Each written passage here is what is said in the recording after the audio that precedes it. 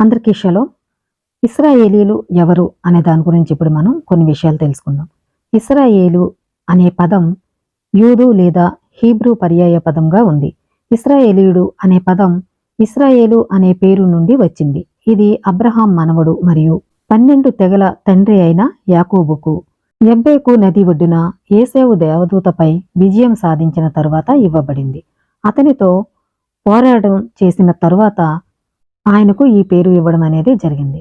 దీనిని బలవంతులైన దేవదూతలపై ఆధిపత్యం చెలాయించేవాడు, ఎలోహిం యువరాజు లేదా ఎలోహిం యథార్థవంతుడు అని అర్థం చేసుకోవచ్చు. చారిత్రక దృక్కోణంలో హీబ్రూ అంటే ఇవ్రీ అనే పేరు అబ్రహాం కాలం నుండి వాడుకలో ఉంది మరియు యాకోబు సంతానం ఒక దేశంగా అభివృద్ధి చెందినప్పుడు ఇశ్రాయేలు అనే పదం వచ్చింది. దీనికి విరుద్ధంగా యూదుడు, యహుది అనే పదం పర్షియన్ బహిష్కరణ యుగంలో ప్రాచుర్యం పొందింది.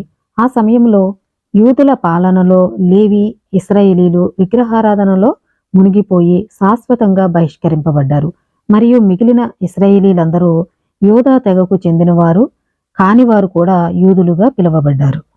ఇటీవల సంవత్సరాలలో మాత్రమే యూదుడు తెగ సభ్యులు ఇష్టపడే ఆంగ్ల హోదాలో ఇజ్రాయెల్ అను మరియు హీబ్రూను అధిగమించారు. కానీ అది ఇప్పటికీ కొన్ని ఇతర భాషలలో ఆ ప్రజలకు ప్రాథమిక పేరు.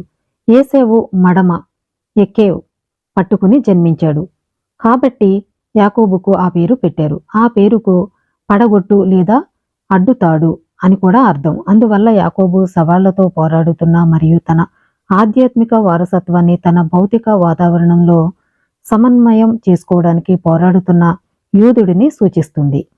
దీనికి విరుద్ధంగా ఇశ్రాయేలు యుద్ధంలో గెలిచింది.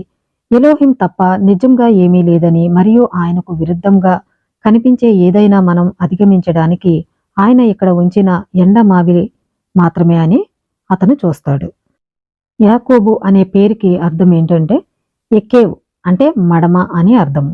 ఆ పేరుకి అర్థము పడగొట్టు లేదా అడ్డుతాడు అని అర్థం రావడం అనేది జరుగుతుంది. అంటే యాకోబు సవాళ్లతో పోరాడుతున్న తన ఆధ్యాత్మిక వారసత్వాన్ని తన భౌతిక వాతావరణంలో సమన్వయం చేసుకోవడానికి పోరాడుతున్న ఒక యూదుడిని సూచిస్తుంది అని ఇక్కడ చెప్పడం జరుగుతుంది.